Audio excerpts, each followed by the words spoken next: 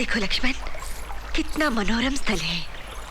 मेरी मनोकामना पूरी करके मेरे प्रभु ने समस्त भूलोक के वरदान मेरे आंचल में डाल दिए। जी करता है कि जीवन भर मैं यही रह जाऊं। भाभी, ऐसा ना कहो। ऐसा क्या हुआ लक्ष्मण, रुक क्यों गए? कहो, क्या कहना चाहते थे? कैसे कहूं भाभी, आपका वरदानों से भरा आंचल अभिशापित हो गया है। क्या अभिशापित? मेरा आंचल? लक्ष्मण, आज तुम इतने विचलित क्यों हो? क्योंकि जिस सच्चाई को मैं जानता हूं वो इतनी विषैली है कि यदि मैं अपने हृदय पर पत्थर रखकर कह भी गया तो आप उसे सुन नहीं पाएंगी। कहो लक्ष्मण, मैं सुन लूंगी। कैसे कहूं भाभी, कैसे कहूं कि भैया ने आपका परित्याग कर दिया है। नहीं, ये संभव नहीं है, ऐसा नहीं हो सकता।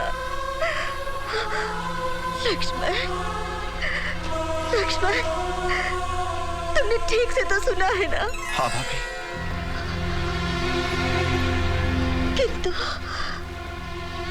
किंतु उन्होंने मेरा परित्याग क्यों किया? क्योंकि एक नागरिक ने उन पर यह आरोप लगाया है कि रावण के यहाँ रहने के बाद भी आपको पवित्र मानकर उन्होंने आपको स्वीकार करने की भूल की है। इसका अर्थ तो यही हुआ कि अभी भी उनके मन में मेरे लिए संदेह है। नहीं भाभी, नहीं। मैं अपने भैया के मन को अच्छी तरह जानता हूं। उनके मन में आपके प्रति संदेह न तब था न अब है। उन्होंने तो केवल अपने राजधर्म का पालन किया है। वे इतने निर्दयी कैसे हो गए कि अपनी गर्भवती पत्नी का परित्याग करने से उनके वंश की कीर्ति कलंकित नहीं होगी? यदि वे रघुवंशी साम्राज्य के महाराज हैं, तो मैं भी उसे राज की राजरानी हूँ। कुल की मर्यादा को कलंकित होने से बचाना केवल उनका ही नहीं, मेरा भी कर्तव्य है। इस संबंध में मैं क्या कहूँ भाभी, आप तो स्वयं धर्म स्वरूपिणी हैं। धर्म स्वरूप है तुम्हारे ज्येष्ठ भ्राता श्री राम, धर्म स्वरूप है रघुकुल के पूर्वज। वे धर्मात्मा है, वे धर्म के रक्षक है। मैं तो कलंकिनी हूँ, न मेरे पास धर्म है न धर्म की मर्यादा। भाभी। लक्ष्मण, वनवास उन्हें हुआ था, मुझे नहीं। फिर भी मैं उनके साथ गई, पग पग पर कष्ट झेले। रावण ने मेरा हरण किया था, इसलिए तुम्हारे भैया ने मेरी अग्नि परीक्षा ली। मैंने बुरा नहीं माना। इस अवस्था में मुझे फिर से वन में भेज दिया, इसका भी मुझे दुख नहीं। दुख है तो इस बात का कि उन्होंने मुझे पराई समझा, मुझ पर अपना विश्वास खो दिया। अपने मन की छोटी से छोटी बात मुझे बताने वाले मेरे प्रभु ने इतनी बड़ी बात मुझसे छुपाए। तुम सबको बताए। अगर पत्नी पर से पति का विश्वास उठ जाए तो उसके जीने का क्या लाभ है? क्या लाभ है? रुक जाइए भाभी, रुक जाइए। आपको मेरी सौगंध है। नहीं लक्ष्मण, नहीं, मुझे मत भाभी। रोको। भाभी, आपके साथ घोर अन्याय हुआ है, ये सत्य है। फिर भी आपको अपने जीवन के साथ किसी और की हत्या करने का क्या अधिकार है? आप अकेली इस वन में नहीं आई हैं, रघुवंश का भावी उत्तराधिकारी भी अपने साथ लाई है।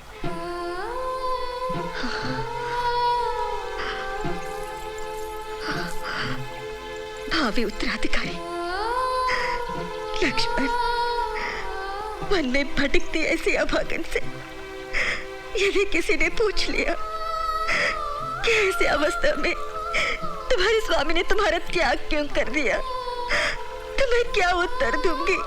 क्या उत्तर दूंगी? इन्हीं प्रश्नों का उत्तर देने के लिए आपको जीवित रहना है। आपको पता है भाभी, भैया के मन में आपके लिए कितना स्नेह है, और ये आप भी जानती हैं कि आप इस संसार में नहीं हैं।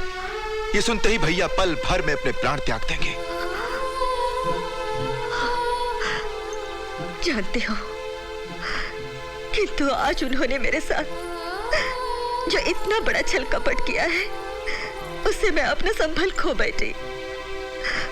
और आवेश में न जाने मैंने उन्हें क्या क्या कह दिया। लक्ष्मण, मेरी ओर से उनसे क्षमा मांग लेना और मेरा अंतिम संदेश दे देना कि मैं स्वप्न में भी रघुकुल की मर्यादा को कलंकित नहीं होने दूंगी। भाभी, भाभी, आपसे मुझे सदा ही पुत्र जैसा स्नेह मिला है। आपके चरणों को छूकर मैं हर दिन प्रातः आपसे आशीर्वाद लिया करता था। अब ये पावन चरण मुझे कहां मिलेंगे?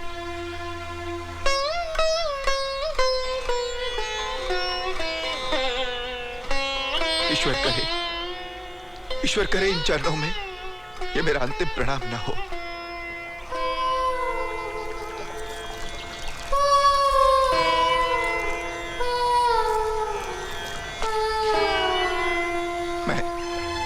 मैं जा रहा हूं। मुझे क्षमा कर देना भाभी, मुझे क्षमा कर देना भाभी, मुझे क्षमा कर देना।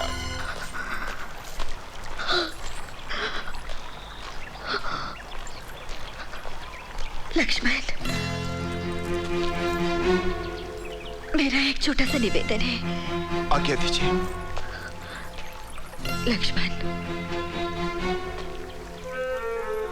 कुलदीपक के जन्म के अवसर पर महल के दास दासियों को न जाने क्या क्या उपहार देने के लिए सोचा था मैंने, परंतु अब उस अवसर पर जाने कहां रहूंगी मैं। अब मेरे पास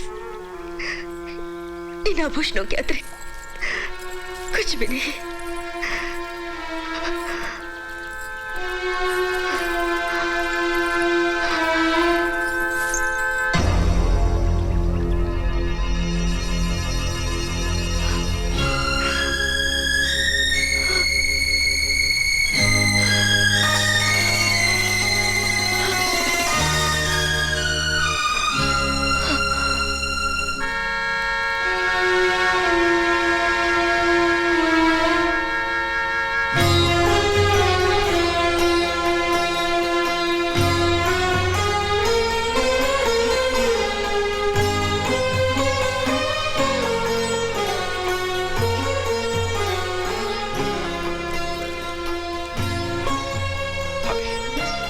भाभी, आप धन्य है। भैया ने तो मांगने पर भरत को अपनी पादुकाएं दी थी। आपने तो जानकर ही मेरी इच्छा पूरी कर दी। मैं निहाल हो गया भाभी, मैं निहाल हो गया, मैं निहाल हो गया। गुरुदेव, गुरुदेव, लोक पावनी देवी ने 2 शिशुओं को जन्म दिया है। अच्छा, मन आनंदित हो गया। प्रणाम। पधारिए गुरुदेव। देखिए ना गुरुदेव, दोनों ही देव कुमारों जैसे लगते हैं। गुरुदेव, आप इनका नामकरण कर दीजिए। पुत्री, इनका नामकरण तो विधाता बहुत पहले कर चुके हैं। तुम्हारे छोटे पुत्र का नाम है लव और बड़े का कुश। लव और कुश? हाँ पुत्री, लव और कुश दोनों ही अपने पिता की भांति परम वीर और कल्याणकारी होंगे। एक नहीं, 2 नहीं, पूरे 10 वर्ष बीत गए जिस दिन से लक्ष्मण सीता को वन में छोड़कर आया है। उस दिन से आज तक मेरे राम के मुख पर मुस्कान नहीं आई। कितना सुंदर उपहास है। प्रजा की इच्छा पूर्ति और उसके सुख के लिए भैया ने भाभी का त्याग किया, किंतु परिणाम क्या हुआ? प्रजा पर दुखों के पहाड़ टूट पड़े और भैया का एक एक पल भाभी की स्मृति में बीतता है। अब तो ऐसा लगने लगा है राजपाट त्याग कर जीवन भर के लिए भैया ने वैराग्य ले लिया है। वाह, सुर, ताल और शब्दों के संगम के साथ तुम दोनों के सुमधुर स्वर में पत्थर को भी पिघलाने की क्षमता है। बहुत अच्छा गाने लगे हो तुम दोनों। मन आनंदित हो गया है। सब आपकी शिक्षा और आशीर्वाद का फल है गुरुदेव। हमने अपने जीवन भर की तपस्या का फल तुम लोगों को क्यों दिया है जानते हो? हाँ, प्रभु श्री राम की भक्ति से हमें पुण्य मिलेगा और हमारा जीवन सफल होगा। हाँ, जाओ, तुम्हारी माता प्रतीक्षा कर रही है। प्रणाम। माँ, माँ।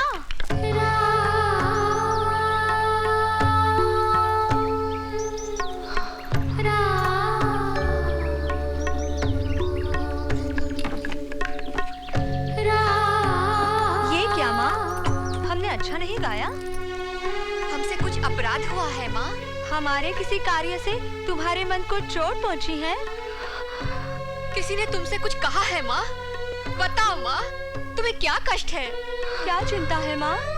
जो पुत्र अपनी माँ की चिंता दूर न कर सके, उसका जीवन व्यर्थ है। बोलो माँ, बोलो तुम्हें क्या चाहिए?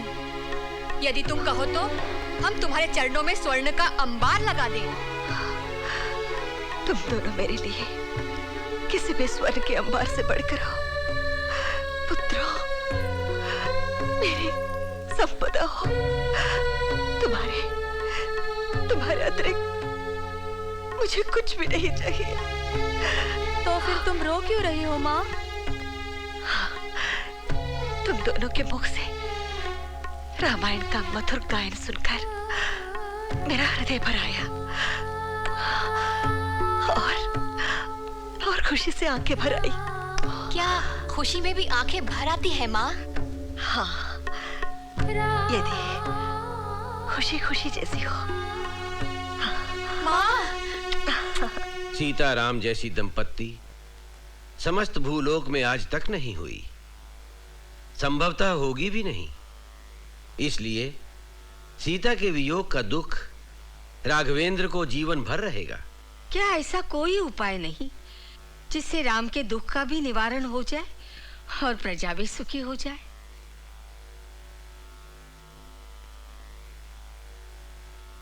एक उपाय है। कौन सा मुनिवर? अश्वमेध यज्ञ।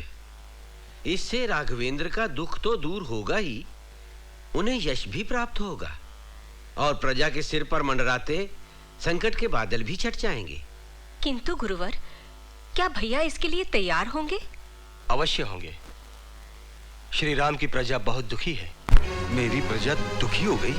हाँ राघव, और ऐसे अवसर पर प्रजा की सुख शांति के लिए हमारे पूर्वजों ने अश्वमेध यज्ञ की परंपरा डाली है। नहीं माँ, मेरी तुलना उनसे मत करो। वे पुण्य आत्मा थे, महान थे। मैं पुण्य आत्मा नहीं। मैं पापी हूँ। यज्ञ का अनुष्ठान मेरे लिए साध्य नहीं है। भैया, आप अजेय हैं। बुद्धि, शौर्य, शक्ति, किसी भी बात की आप में कमी नहीं। और फिर आपके तीनों भाई आपके साथ हैं जो हर प्रकार से समर्थ हैं। फिर यह यज्ञ साध्य क्यों नहीं है? तुम नहीं समझोगे लक्ष्मण। बिना पत्नी के मुझे यज्ञ करने का कोई अधिकार नहीं है। तुम्हारे लिए पत्नियों की क्या कमी है भैया? तुमसे विवाह करने के लिए अनगिनत राजकुमारियां पड़ी हैं। शांता दीदी, अपने भैया को भली भांति जानते हुए भी आज तुमने इतनी बड़ी बात कह दी। बुरा ना मानना भैया, यदि तुम यज्ञ नहीं करोगे तो प्रजा के दुख कैसे दूर होंगे?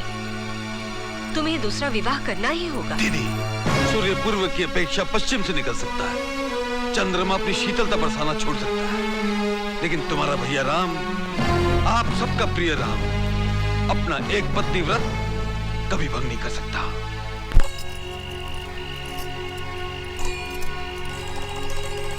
मैं नहीं पूछूंगा, तुम पूछो। नहीं नहीं, तू पूछ। तुम पूछो ना। नहीं, तू पूछ। तुम पूछो। नहीं, तू पूछ, तू पूछ। तुम पूछो। नहीं, तू पूछ। तुम पूछो। नहीं, तू पूछ। कितनी रात हो गई, सोए क्यों नहीं? नींद नहीं आ रही है क्या?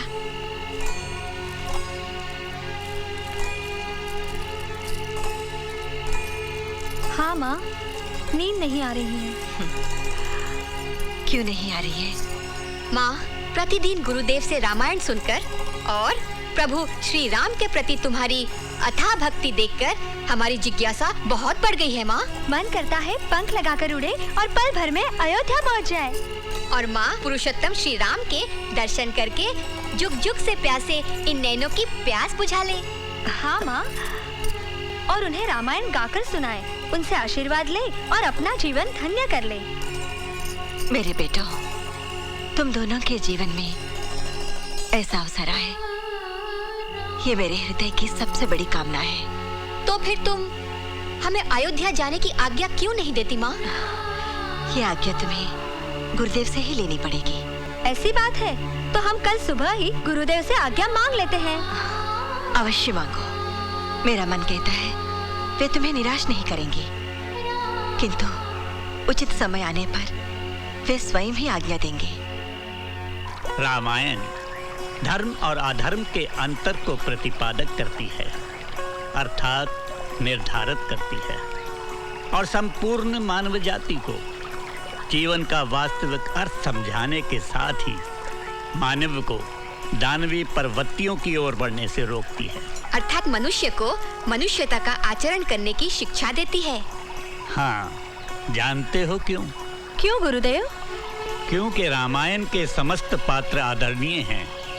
वे मानवता के वट वृक्ष की स्वर्णिम शाखाओं के समान हैं। इसलिए रामायण मानवता के लिए शिक्षाप्रद और कल्याणकारी है। जब तक संसार में धरती, आकाश, चांद और सूरज रहेंगे, तब तक रामायण भी तेजों में बनी रहेगी। तुम दोनों अयोध्या जा रहे हो। हमें विश्वास है कि तुम अपने मधुर स्वरों में रामायण को गा गा कर जन जन तक पहुंचाओगे। हम आपके आदेश का पालन करेंगे गुरुदेव।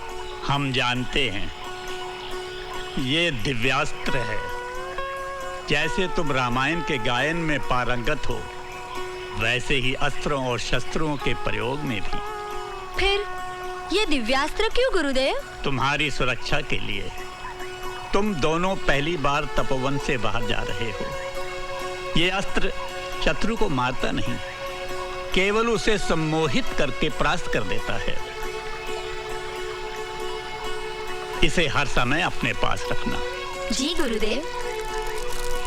और हाँ पुत्रों, एक बात स्मरण रखना, इस अस्त्र का प्रयोग कमजोर और साधारण मनुष्यों पर नहीं करना। और हाँ, यदि वीरों से सामना हो जाए और बहुत ही अनिवार्य लगे तो इसका प्रयोग करने से नहीं चूकना। हम अवश्य ही आपकी आज्ञा का पालन करेंगे गुरुदेव। माँ, गुरुदेव ने अयोध्या जाने का आदेश दे दिया है। क्यों तुम प्रसन्न नहीं हो? क्या तुम्हें हमारा वहाँ जाना पसंद नहीं है? पसंद नहीं, ये बात नहीं है पुत्र। फिर तुम इस प्रकार उदास और चिंतित क्यों हो? केवल इसलिए कि तुम लोग सार्वजनिक गायकों की तरह वहाँ जा रही हो, रघुकुल के विशेष निमंत्रण पर नहीं। तो क्या हुआ? हम तुम जैसी वीर माता के पुत्र हैं, हमें भय किस बात का? माँ, ये नहीं समझना, हमें वीणा के सुरों पर केवल रामायण गाना ही आता है। समय आने पर हम अपने धनुष की टंकार से तीनों लोगों को हिला सकते हैं। यही तो है मेरी चिंता, यही है मेरी व्यथा। जब से गुरुदेव ने तुम्हें अयोध्या जाने के लिए आदेश दिया है, तब से मेरे मन को यही भय सता रहा है कि तुम दोनों वहां जाकर कुछ कर ना बैठो। माँ, तुम्हारी पुनीत गोद में पलकर हमारी आयु बढ़ी है। गुरुवर से हमें अपार ज्ञान मिला है। तुम बिल्कुल निश्चिंत होकर और हमें आशीर्वाद देकर भेजो माँ। हाँ माँ, जाने कब से हमारी आंखें प्रभु श्री राम के दर्शनों के लिए आतुर हैं। दर्शन करो पुत्रों, चाहो तो अपनी आंखों पर मेरी आंखें भी लगाकर प्रभु को जी भरकर देख कर आओ। वे दर्शनीय ही नहीं, पूजनीय भी है।